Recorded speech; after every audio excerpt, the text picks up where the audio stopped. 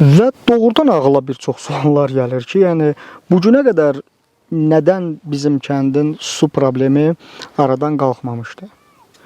Və problemlər içərisində üzən xalqa, kəndə həmən RMG müdaxilə eləyir. Ki, yəni sizin suyunuzu çəkə bilərik, ya da nə bilim məktəbinizi təmir elətdirə bilərik, ya da nə bilim və s. və s. bir çox zaten saymaqla qurtarmaz bizim kəndin problemləri.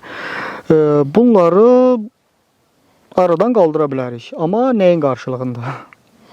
Bu gününü alır, amma gələcəyini satır. Təbii ki, bu günümüzü alırıq, amma gələcəyimizi qurban veririk. Bu hansı ki, mənim vergilərimlə düzəlməsi lazım olan, hansı ki, o kəndin problemlərini RMG düzəldir, amma gələcəyimiz qarşılığında.